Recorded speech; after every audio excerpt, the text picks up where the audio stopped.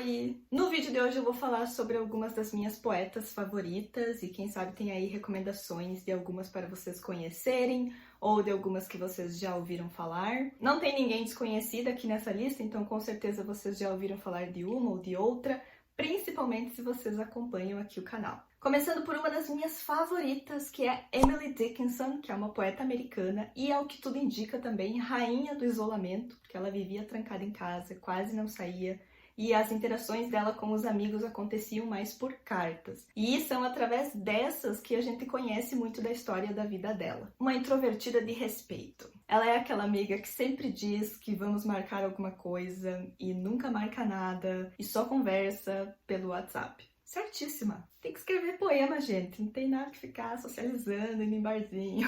Na época, os poemas dela eram considerados muito diferentes, até porque ela estava meio que inventando as regras dela. E os poucos poemas dela que foram publicados enquanto ela ainda estava viva foram muito editados. Um mercado editorial que não soube lidar com a genialidade dela, o que pode ter contribuído para ela se sentir meio deslocada, tanto que há registros de que ela não queria ser publicada. Tanto que a maior parte dos poemas dela só foram publicados após a sua morte, quando eles foram encontrados por uma das irmãs dela. Os temas mais presentes nos poemas da Emily Dickinson são morte, imortalidade, natureza, espiritualidade e tudo assim com um toque meio místico também. E é tudo muito lindo. Ela escreveu alguns poemas de amor para Susan, a sua cunhada. Porém, o nome da Susan foi retirado para algumas publicações. E era com a Susan que ela tinha o maior fluxo de correspondências. Mas sabemos que isso foi pintado, né, como elas sendo assim grandes amigas. Porém, eu gosto de pensar que tinha alguma coisa a mais aí, né? Essa treta familiar.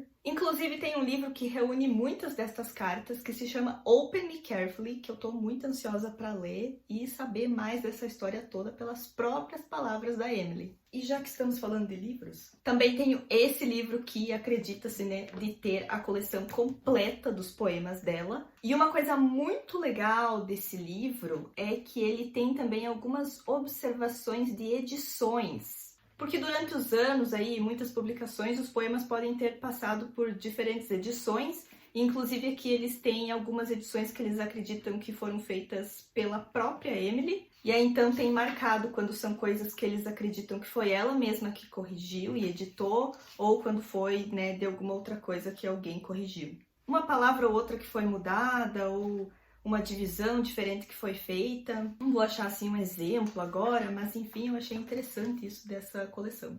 A série Dickinson, que é sobre a Emily, explora um pouco mais desse possível relacionamento da Susan e da Emily. Então é uma série sáfica e de muito bom gosto, eu super recomendo. E eu gostei muito como eles incorporaram aspectos modernos para a série e também trazendo muitos dos poemas dela para a narrativa. Além, é claro, de trazer também mais sobre os questionamentos de sociedade e gênero daquela época e também muito dessa reflexão da busca pela liberdade feminina, da busca pela mulher ter a sua própria voz. Já que estávamos falando de uma Emily, agora vamos falar de outra Emily que também é favorita e tem todo o meu coração, que é Emily Elizabeth Custódio. Você pode ter as duas coletâneas de poemas dela na palma da sua mão no Kindle Unlimited. Uma poeta desse calibre ao seu alcance, vai logo. A Amy é uma poeta brasileira e a sua primeira coletânea, se você cruzou comigo nos corredores do colégio, você provavelmente está neste livro, traz aí vários poemas que falam mais sobre as incertezas, as inseguranças, as confusões de ser adolescente. E tem também a coletânea mais recente, Até Você Ver Meus Ossos, que é uma edição bilíngue, porque ela escreveu os poemas em inglês durante a faculdade de escrita criativa dela lá na Inglaterra. Então ela estava aprendendo, se desafiando a escrever rimas e estruturas diferentes.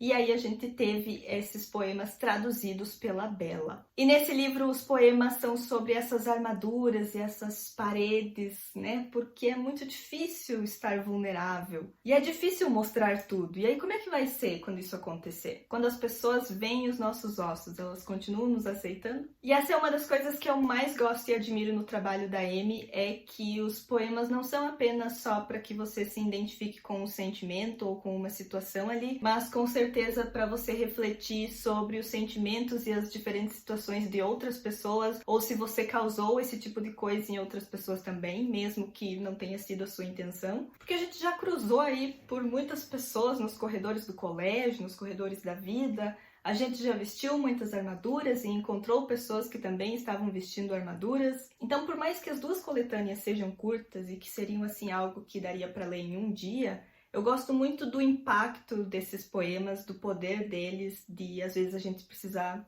né, refletir sobre aquilo, ou, né, absorver um pouco melhor aquela mensagem, ou até mesmo um tempo depois voltar a pensar sobre algo que leu. Então são poemas que realmente ficam com a gente por muito tempo. E aí, quem é que faz isso? Uma poetisa de respeito. E é sempre uma honra incrível poder trabalhar com a Amy, poder estar participando do processo criativo. Dessa vez também estar editando em 2 idiomas e poder estar vendo mais de perto o trabalho de tradução da Bella, que foi maravilhoso. E independente se você for ler só em inglês, só em português ou nos 2 idiomas, pode acreditar que vai estar lá todo o impacto da mensagem da Amy. Já que estávamos falando de uma Elizabeth, agora vamos falar de outra, que é Elizabeth Barrett Browning, que é uma poeta inglesa que eu estou começando a conhecer agora. Inclusive, o trabalho dela foi de grande influência para Emily Dickinson e Edgar Allan Poe, e é por isso que, né, eu queria saber mais dela e estou gostando muito do que estou vendo até agora. A Elizabeth escrevia muito desde pequena, e aí ela teve um tio aí que foi meio como um mentor e que levou ela até essa sociedade literária, que serviu aí como um encorajamento para ela estar escrevendo mais. E ela não escrevia só poema, tinha também prosa e fazia algumas traduções. O artista, ele nunca sossega, ele faz um pouco de tudo. A Elizabeth também se envolvia em muitas questões políticas, ela defendia muito o direito das mulheres e também era contra o trabalho infantil e a escravidão e fazia muita campanha contra isso. Ela conheceu Robert Browning nesse meio literário aí que ela já estava, e eles admiravam muito o trabalho um do outro, e aí começaram um flerte aí meio em segredo por cartas, porque ela tinha também um receio de que o pai não ia gostar muito disso, e não gostou mesmo, mas eles casaram igual. E um dos poemas mais populares da Elizabeth foi um romântico que ela escreveu e que o marido insistiu muito que ela publicasse, porque ele disse que era lindo demais para ficar só entre eles. Um marido que elogia e defende o trabalho da mulher. É o que queremos. Ainda mais considerando que sabemos aí de alguns sujeitos de uns tempos mais, né, adiante do que Robert Browning, que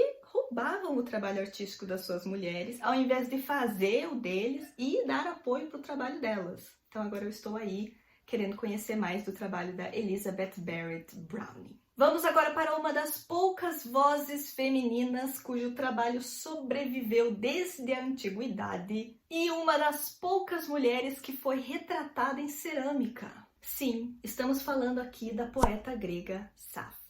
Infelizmente, as suas obras completas se perderam aí com o passar dos anos, mas sobraram alguns poemas e alguns fragmentos que foram o suficiente para, de acordo aí com alguns especialistas, ela ter moldado a linguagem do amor e do desejo como a gente conhece e usa até hoje. Safo é considerada um ícone do relacionamento homossexual feminino, né? Como sabemos, é do nome dela que vem a expressão sáfico. Mas ela escreveu tanto sobre o desejo por mulheres quanto por homens. Na época dela, sentimentos e relacionamentos homossexuais eram vistos com naturalidade, então nada do que ela escreveu foi visto como algo escandaloso. Até porque não há nada escandaloso quando a gente fala de amor, né? Independente aí de quem que a gente escolha amar. E seria perfeito se essa lista fosse só de mulheres incríveis, poetas maravilhosas, porém eu não poderia deixar de falar do meu queridinho E.E. Cummings, que é um poeta americano que, assim como Emily Dickinson, também ficou conhecido por escrever de uma maneira não convencional. Ele gostava de fazer umas coisas diferentes, umas pontuações estranhas, e também gostava muito de letras minúsculas, ele assinava o nome dele assim também. E por causa disso ele passou aí por um período em que ele não era muito popular aí pela galera, ninguém dava muita bola para ele, mas aos poucos ele foi ganhando de novo esse espaço e sendo reconhecido. Os temas mais presentes nos poemas dele são amor e natureza. Eu conheci ele pelo poema que eu acredito que seja o mais popular dele, que é o Eu Carrego o Seu Coração Comigo, e é lindo demais, e aí depois desse, precisei ler mais coisas dele. Eu teria outras incríveis poetas para recomendar aqui, mas eu quis focar naquelas que eu estou lendo por mais tempo, ou que eu estou conhecendo e lendo muito agora, que é o caso da Elizabeth Barrett Browning.